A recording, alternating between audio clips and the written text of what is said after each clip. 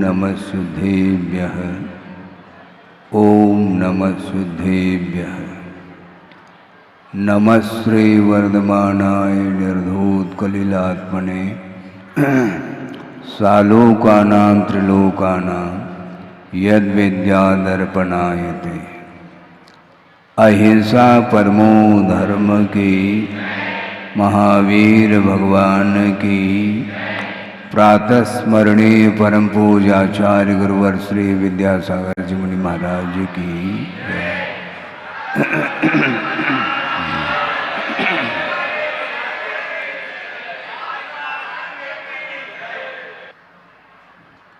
कर्म सिद्धांत जब सामने आता है तो उस कर्म की विशेषता के बारे में आगम के आधार से आपके सामने विषय रखा जा रहा है।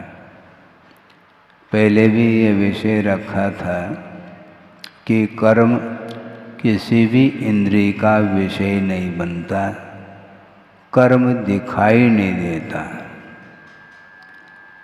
बहुत सूक्ष्म हुआ करते हैं वो कर्म जो प्रति समय जिस प्रकार दीवार के ऊपर यदि चिकनाहट है तो हवा के माध्यम से धूलिकण जा करके चिपक जाते हैं, उनका संबंध हो जाता है। और यदि चिकनाहट नहीं है तो धूलिकण चिपक नहीं सकते। उसी प्रकार राग द्वेषादिक भावों के माध्यम से कर्मों का संबंध आत्म प्रदेशों के ऊपर प्रति समय हो रहा है। परिणामों की ओर दृष्टि रखते हैं तो कर्म का क्या फल मिलता है वह आगम के द्वारा ज्ञात हो सकता है। और प्रति समय परिणाम हो रहे हैं किंतु उपयोग उस ओर नहीं जा पाता। और कर्म का जब संबंध हो जाता है और द्रव्य क्षेत्र आदि के निमित्त को लेकर के जब वह फल देना प्रारंभ करता है वह समय आपको महसूस होता है कि हमने ऐसा कौन सा कर्म किया था। किया आपने ही है किंतु कर्म बंद के समय पर ध्यान नहीं रहता कि हम कौन सा कार्य करने जा रहे हैं अथवा हमारे द्वारा कौन सा कार्य हो रहा है। एक सूत्र आता है कर्म का जो बंध होता है उसमें विशेषता आती चली जाती है। कर्म हमेशा एक ही अनुभव को लेकर के बंद नहीं होता किंतु राग द्वेषादिक में जो तारतम्य पाया जाता है, तीव्रता और मंदता आदि को लेकर के जो परिणाम होते हैं उस समय विशिष्ट स्थिति और अनुभव को लेकर के कर्म बंद हुआ करता है। उसमें एक प्रसंग है, एक अज्ञात भाव भी होता है। तीव्र मंद ज्ञाता ज्ञात भावादिकरण वीर विशेषेभ्यः तद विशेषः तद अर्थात तस्य आश्रवस्य विशेष। आश्रव में विशेषता आती चली जाती है। कर्मबंध का स्वामी कौन है इसको भी ध्यान में रखने की आवश्यकता है। और उसमें वीर विशेषेभ्यः ऐसा भी कहा है। शक्ति की अपेक्षा से भी कर्मबंध में विशेषता आती है। एक छोटा सा बालक है उसके द्वारा भी कर्मबंध हो रहा है किंतु परिणामों में बहुत बड़ा अंतर देखने को मिलता है। उसमें सरलता देखने को मिलती है। वह नादान है जानता कुछ भी नहीं, किंतु उसके अंदर सरलता देखने को मिलती है। इसलिए उस यथाजात शिशु की उपमा श्रमण के लिए दी जाती है। श्रमण जो होता है वो बहुत यथाजात अर्थात जैसा पैदा हो जाता है शिशु, उसमें जो सरलता देखने को मिलती है उसी प्रकार श्रमण की वृत्ति हुआ करती है। श्रमण के अंदर यदि सरलता नहीं है तो बहुत कठिन हो जाएगा। और गुरुदेव ने भी प्रसंग के अनुरूप कहा था कि मोक्ष मार्ग आप ध्यान दें, दूर दूर भी बैठे हैं किंतु उपयोग लगा करके, मन लगा करके इस विषय को समझने का प्रयास करेंगे तो बहुत कुछ बात समझ में आ सकती है। गुरुदेव ने ये कहा कि मोक्ष मार्ग जटिल तो है किंतु कुटिल नहीं। मोक्ष मार्ग में यदि कुटिलाई आएगी तो निश्चित रूप से वह मोक्ष मार्ग से बहुत दूर चला जाएगा। आर्यव धर्म की उपासना करने वाला ही वस्तुतः श्रमण माना जाता है। उसके अंदर किसी भी प्रकार से कोई कुटिलता के लिए स्थान ही नहीं मिल सकता। और कुटिलता जो आती है पर पदार्थ के प्रति जब तक लोभ बना रहता है तभी तक माया भी प्रवर्तमान होती है। किसी भी वस्तु से वस्तु के प्रति रत्ती भर भी हमारा कोई लगाव नहीं है, कोई स्वामित्व भाव नहीं है, कोई आसक्ति नहीं है, तो वह कुटिलाए का आश्रय क्यों लेगा? ले सकता है क्या? नहीं। तो हम ये कहना चाहते हैं कि परिणाम होते रहते हैं और कर्मबंध उन परिणामों के द्वारा होता रहता है, किंतु कर्मबंध में भी तारतम्य बना रहता है। हाँ, पक्की बात है। तीव्र भाव है, तीव्र संक्लेश भाव यदि है तो अलग क्वालिटी का कर्म का बंध होगा, और मंद से मंदतम यदि परिणाम है तो उसके माध्यम से भिन्न ही क्वालिटी का कर्म का बंध होता है। कर्म बंध से बचना चाहो तो गुरुदेव का ये कहना है, कर्म बंध से आप बचना चाहते हैं तो कर्म बंध के लिए जितने भी निमित्त है उन निमित्तभूत सामग्री से अपने आप को दूर रखना पड़ेगा। किन किन निमित्तों से कर्म का बंध होता है उसको भी हमें समझना है, और निमित्त के बिना कर्म बंध नहीं हो सकता।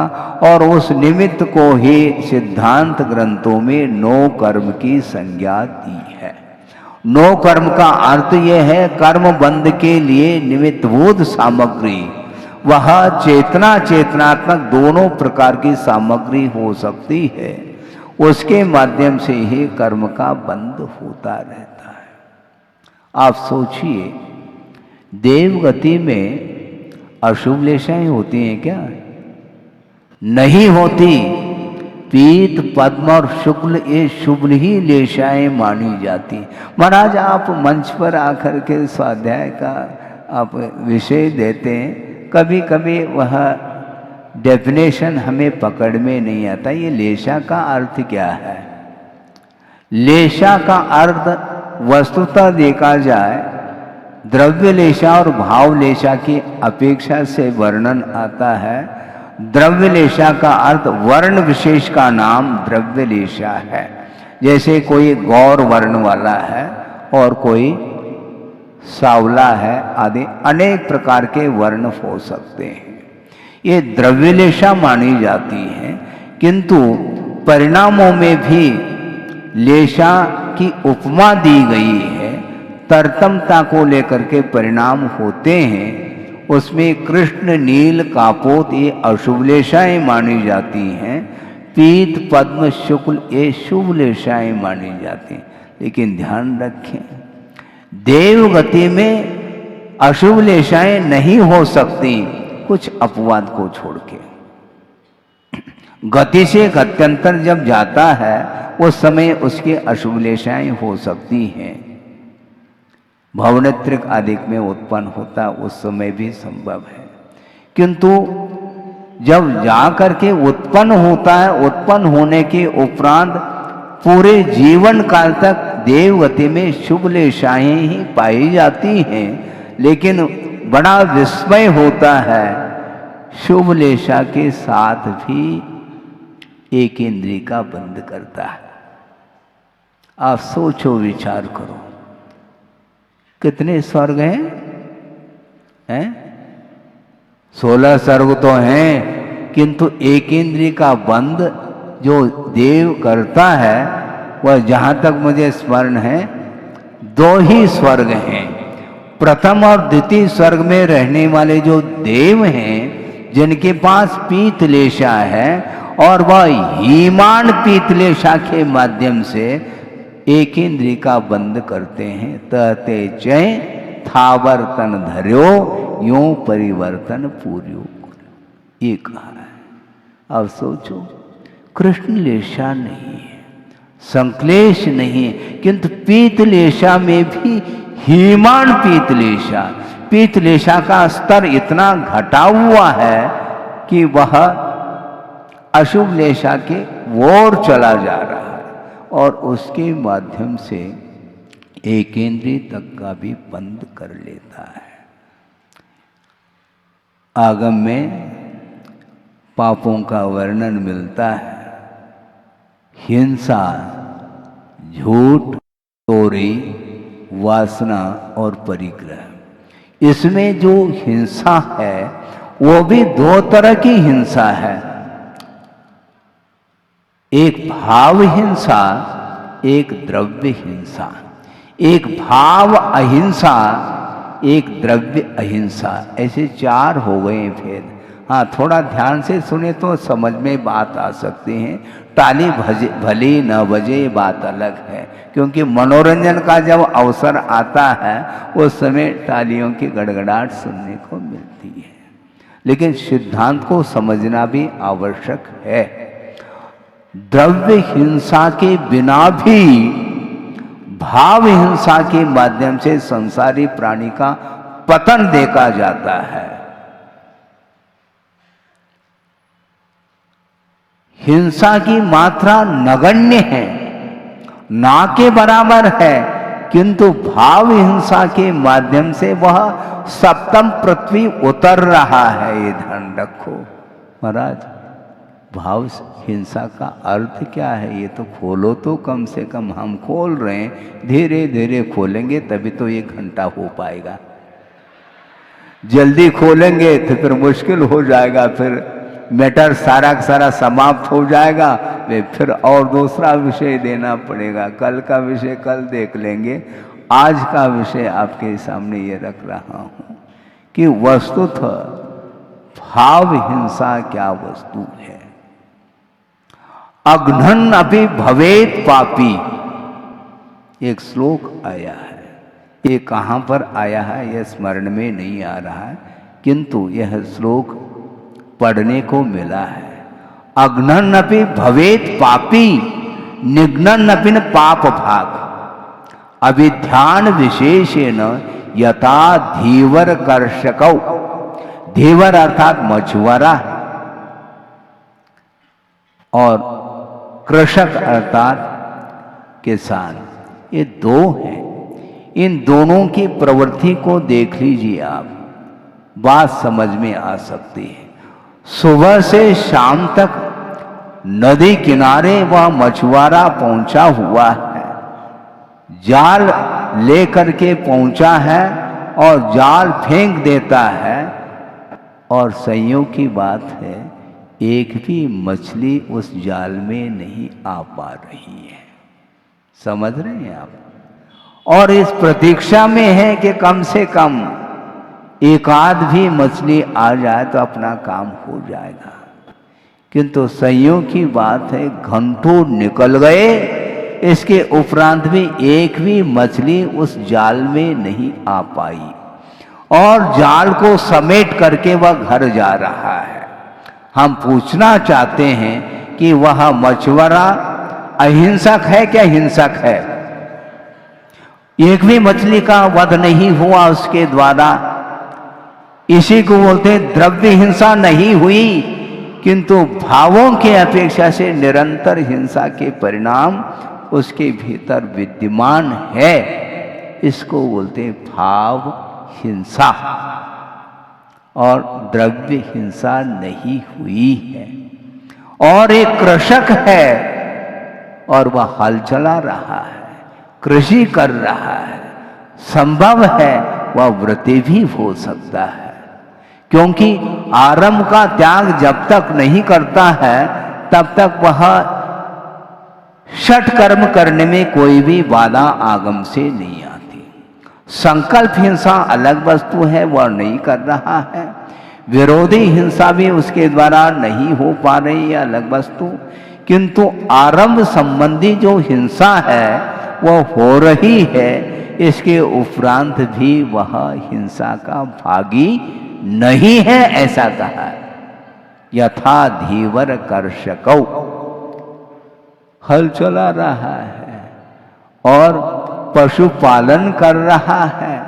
पशुओं के लिए हरा हरा घास काट करके खिलाता है। इसके बावजूद भी संकल्प हिंसा का भागी वह कृषक नहीं हो सकता, और यह मछुआरा संकल्प हिंसा का भागी है।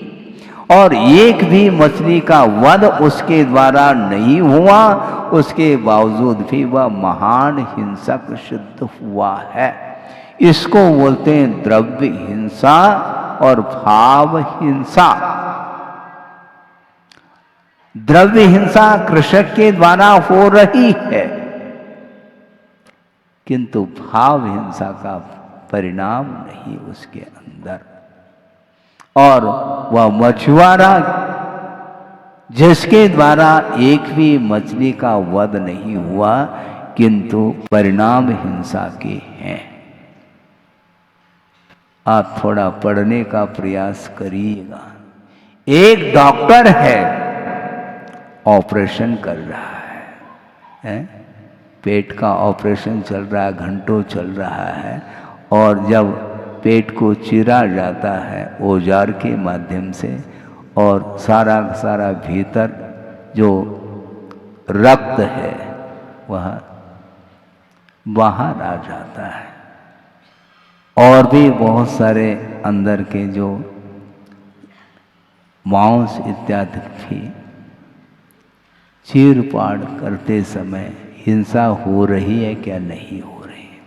हिंसा तो देखने में आ रही, द्रव्य हिंसा, किंतु बचाने का भाव प्रतिपल है उसका, इसलिए वह हिंसक नहीं है। ये ध्यान रखो। इसको बोलते हैं द्रव्य और भाव में कितना अंतर है। आपने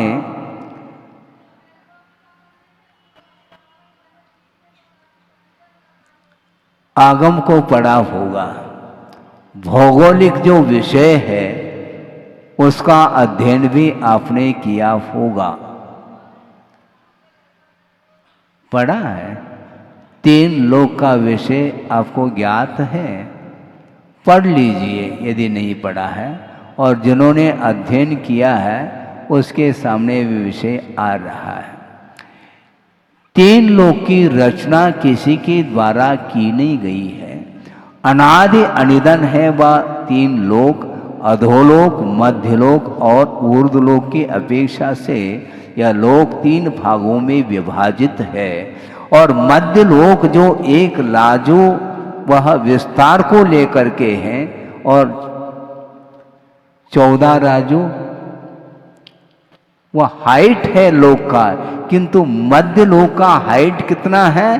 1,40,000 योजन जो सुमेरु पर्वत की ऊंचाई है, उतने प्रमाण को लेकर के मध्य लोक की ऊंचाई है, और एक राजू प्रमाण वह विस्तार को लेकर के है, पूर्व पश्चिम, और वह दक्षिण उत्तर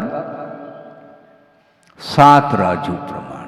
आप सोचिएगा, मध्य लोक में यदि मान लो इसमें कुछ विस्मरण हो जाए तो उसको आगम के माध्यम से बारीकी से समझाया जा सकता, समझ सकते हैं। अभी तो सामान्य रूप से हमने कथन किया है।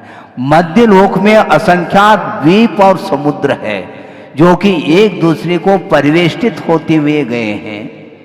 सबसे बीच में जम्बू द्वीप है, उसके बाद लवण समुद्र आता है, उसके बाद पुनः द्वीप और समुद्र, द्वीप और समुद्र असंख्यात एक राजू में फैले हुए हैं। और अंतिम जो समुद्र है उसका नाम है स्वयंभू रमन समुद्र। हाँ, मैं वहीं पर आ रहा हूँ जहाँ पर राघव मच्छ और तंदुल मच्छ रहा करते हैं। वो स्वयंभू रमन समुद्र के बीच में वो रहते हैं। राघव मच्छ के शरीर की अवगाहना के बारे में भी वर्णन मिलता है। वह कितना मिलता है? 1000 योजन लंबा, बड़ा योजन नहीं किंतु छोटे योजन के अपेक्षा से कहा जा रहा है। 1000 योजन जिसकी लंबाई है और 500 योजन उसकी चौड़ाई है और 250 योजन उसकी मोटाई अर्थात डायमीटर है, डाया जिसको बोलते हैं। इतने बृहद काया को लेकर के वह राघव मच्छ रहता है। कहाँ पर? स्वयंभू रमन समुद्र में बीच में रहते हैं वो।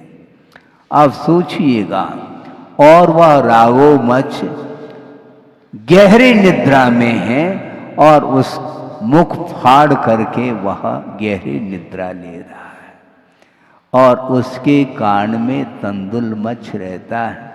मैं प्रसंग इसलिए दे रहा हूँ, केवल उदाहरण मात्र, हमें सुनना नहीं, उसकी विशेषता के बारे में, भाव हिंसा के बारे में यह दृष्टांत दिया गया आगम ग्रंथों में। और वह विशाल काय का वह राघव मच्छ मुख फाड़ करके निद्रा में लीन है और वह उसके कान में वह तंदुल मच्छ, तंदुल का अर्थ कोई अक्षत नहीं किंतु वह राघव मच्छ की तुलना में बहुत छोटी काया को लेकर के है, इसलिए उसको तंदुल की उपमा दी गई है। और राघव मच्छ के कान में वह रहता है और वह विचार कर रहा है क्योंकि वह भी संगी है, उसके पास भी मन है। आप सोचिए वो क्या विचार कर रहा है। ये राघव मच्छ बिल्कुल पागल है ये। यदि इसके स्थान पर मैं होता, क्योंकि उसके मुख में, राघव मच्छ के मुख में बड़े छोटे मछली आ रहे हैं, जा रहे हैं, किंतु वह राघव मच्छ मुख को बंद नहीं कर रहा है, निद्रा में लीन है। और वह तंदुल मच्छ सोच रहा है इसके स्थान पर मैं होता तो एक भी मछली को नहीं छोड़ता, इतना ही पर्याप्त है। परिणाम वह सप्तम पृथ्वी का बंद करता है। बंधुओं ध्यान रखो, इसको बोलते भाव हिंसा।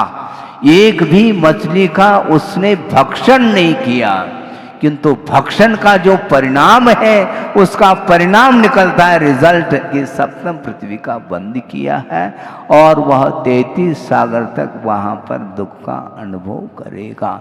इसको बोलते भाव हिंसा। द्रव्य हिंसा नगण्य, कान में जो कुछ भी मल है उसको खा करके अपना जीवन चलाता है, किंतु उसकी जो तृष्णा है, उसकी जो अत्यासक्ति है, उसके कारण उसका पतन हुआ है। भावों के माध्यम से पतन होता है।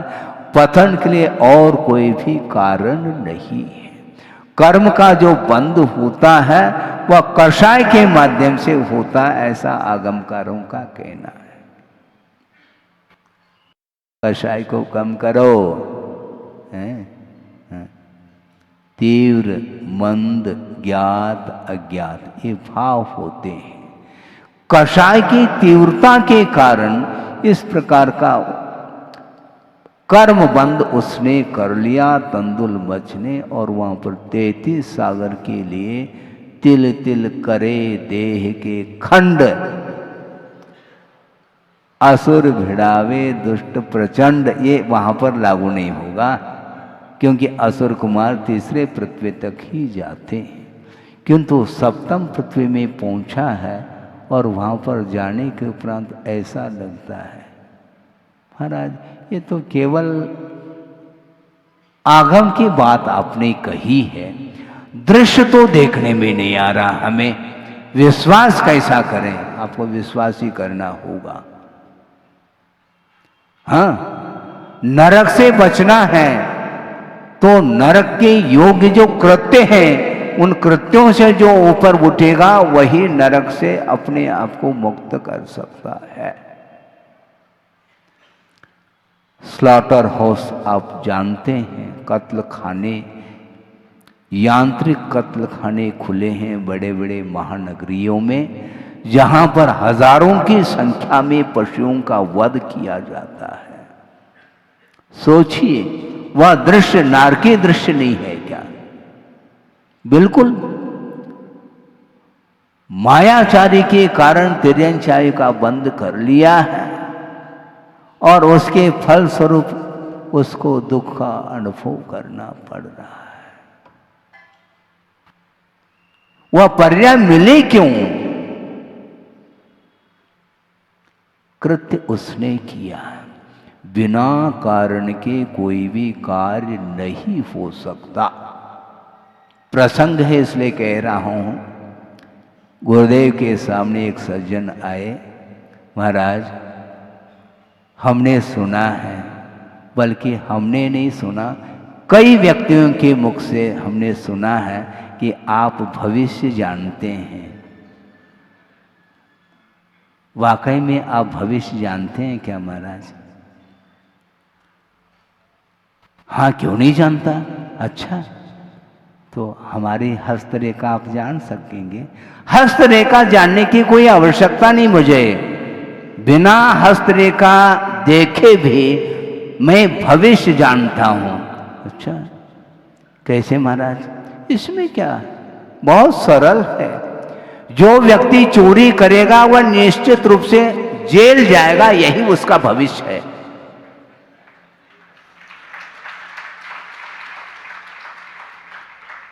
चोरी करे, अत्याचार अनाचार करे, बलात्कार आदि करे और वह अरेस्ट ना हो, ऐसा संभव ही नहीं। यही भविष्य है। उनको बात समझ में आ गई कि वह भविष्य क्या है। हमारा जो भविष्य है वह वर्तमान के ऊपर निर्धारित है।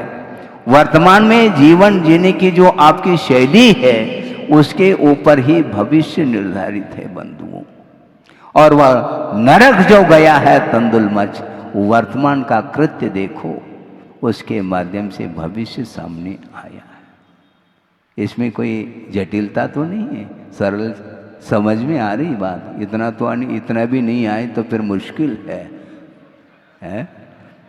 उपदेश हम किसको दें? उपदेश सुनना अलग वस्तु, किंतु उपदेश को सुन करके उसका जो मीनिंग है, मायना है, वह पकड़ में आना चाहिए। आप सोचो, विचार करो, वो परिणाम एक क्षण के लिए किया उस तंदुलमच ने, और 33 सागर तक वहां पर जो है तिल तिल करे देह की खंड वाली बात है। परिणाम ये रिजल्ट ये निकल रहा है उसका। इसको बोलते हैं अतिरेक, लोभ का अतिरेक इसको बोलते हैं। एक अपवाद है तिर्यंचों में, वैसे तिर्यंच सप्तम पृथ्वी नहीं जाते, किंतु एक अपवाद है, रावोमच अथवा तंदुलमच ही ऐसे हैं जो सप्तम पृथ्वी के पात्र बन जाते हैं। प्रमाद छोड़ करके यत्नाचार पूर्वक हमें प्रवृत्ति करनी चाहिए, चाहे मन प्रवृत्ति हो, चाहे वचन प्रवृत्ति हो, चाहे कायिक चेष्टा प्रवृत्ति हो, कोई भी हो, यदि यत्नाचार पूर्वक है तो ही वह भाव अहिंसा के अंतर्गत वह आ जाती है प्रवृत्ति। और यत्नाचार पूर्वक प्रवृत्ति नहीं है, उस प्रवृत्ति के माध्यम से निश्चित रूप से हिंसा होगी। इसलिए अभिप्राय जो है महत्वपूर्ण है। प्रवृत्ति के माध्यम से जीव की विराधना होने के बावजूद भी विराधना का कोई भी उद्देश्य नहीं, कोई अभिप्राय नहीं है। और वर्तमान में ये दंड संहिता भी आप जानते होंगे, न्याय जिसको बोलते हैं, किसी के द्वारा किसी का वध हुआ, वध तो हुआ है किंतु वध करने का अभिप्राय नहीं था, और निशानी लगाई थी कहीं अन्यत्र, और वह निशानी चूक करके मान लो किसी का वध होता भी है तो उसके लिए दंड तो मिलेगा किंतु अल्प दंड मिलेगा, क्योंकि उद्देश्य उसका मारने का नहीं था। और किसी का वध करने का अभिप्राय होते हुए भी वध नहीं हो सका तो भी वह दंड का पात्र बन जाता है। इसी को बोलते हैं अभिप्राय के ऊपर निर्धारित है। इसलिए अपने को आगम के अनुरूप हिंसा से बचना चाहिए। हाँ, बोलते समय भी सावधानी पूर्वक ही श्रवण वचनों का प्रयोग करते हैं। नपे तुले शब्दों का प्रयोग, शब्द भी तुल जाते हैं क्या महाराज? ये तुलने का अर्थ सावधानी पूर्वक। जिस प्रकार आप लोग फोन के माध्यम से बोलते हैं तो बहुत अल्प मात्रा में, क्योंकि बिल बनता है। अब अलग व्यवस्था हुई होगी, ये बात अलग है, किंतु उसमें बिल आता है तो थोड़े बहुत बोल लेते हैं। ज़्यादा बोलेंगे तो ज़्यादा खर्चा आएगा। तो उसी प्रकार श्रवण लोग भी प्रवृत्ति वचन प्रवृत्ति करते हैं, किंतु अपने वचन प्रवृत्ति के माध्यम से किसी का भी घात नहीं होना चाहिए। इसी को भाषा समिति कहा है। हाँ, अनुवेच भाषणम च पंच, आगम के अनुरूप वह बोलता है, बल्कि आचार्यों ने ये कहा बोलना अनिवार्य नहीं, बोलने की आवश्यकता हो तो हित मित मिष्ट वचनों का प्रयोग करना चाहिए। दूसरे का ये हित हो सके, जिन वचनों के माध्यम से दूसरे का हित हो, उस प्रकार के ही वचनों का प्रयोग करने के लिए आगम की आज्ञा है। इसलिए हम बहुत अल्प मात्रा में बोलते हैं, फिर भी 1 घंटा होने जा रहा है, लेकिन इसके घंटा से कोई प्रयोजन नहीं। दूसरे का हित मुख्य है। दूसरे का यदि हित हो उसमें थोड़ा समय बढ़ा भी सकते हैं, हमें कोई बाधा नहीं, आगम की आज्ञा। लेकिन निष्प्रयोजन बोलने के लिए निषेध है। बोलने के लिए आगम की आज्ञा, तब उनकी आज्ञा मिली है। आवश्यक हो तो बोलो, नहीं है तो गुप्ती में ही सारा समय व्यतीत करने के लिए कहा है। क्योंकि अहिंसा धर्म की उपासना करने वाला जो साधक होता है, श्रवण होता है, वह हमेशा गुप्ती में ही लीन रह करके हिंसा से बचने का निरंतर पुरुषार्थ करता रहता है। इसलिए बहुत सारा विषय आपके सामने रखा है, अलग अलग छोटे छोटे दृष्टांत आदि भी दिए हैं। नीति न्याय का भी प्रसंग आपके सामने रखा है। तंदुल मच और राघव मच का भी प्रसंग रखा है। किस प्रकार संसारी प्राणी अपने परिणामों को विकृत बनाता है और उसके माध्यम से उसका कैसा पतन होता है, ये सारा विषय आगम खोल करके हम पढ़ते हैं तो निश्चित रूप से हमें क्या ज्ञात हो जाता है। संसारी प्राणी नरक से तो भयभीत है, किंतु नरक जाने के जो कार्य हैं, कृत्य हैं, उससे भयभीत नहीं है। कारण से बचो, कार्य से बचने की कोई आवश्यकता नहीं। कारणाभावो कार्याभाव, कारण का अभाव हो गया तो कार्य नहीं हो सकता। संश्लेष परिणाम निरंतर करता रहे और वह नरक से बचने का पुरुषार्थ करे, संभव नहीं है। इसलिए आपको यह चाहिए, आपके पास मन है, विचार विमर्श करने की क्षमता आपके अंदर है, इसलिए एक दूसरे के प्रति सहानुभूति का भाव रखो, परोपकार का भाव निरंतर बनाए रखो। कोई भी किसी भी प्रकार से अभावग्रस्त है तो उसके लिए सहयोग देने का आप हमेशा तत्पर रहेंगे, पुरुषार्थ करेंगे, तो उसके लिए आपके माध्यम से जीवन दान मिल सकता है। अभय दान ये बहुत बड़ा दान माना जाता है। आपके पास वित्त नहीं, कोई बाधा नहीं, किंतु अभय दान तो देव कम से कम है। सहानुभूति, उसके माध्यम से भी आधा रोग ठीक हो जाता है। डॉक्टर लोगों के पास ये कुशलता रहती, कुछ नहीं है, भयानक रोग भी हो तो भी कुछ नहीं, इसके माध्यम से आधा रोग उसका दूर हो जाता है। साइकोलॉजी इसी को बोलते हैं, मेंटलिटी।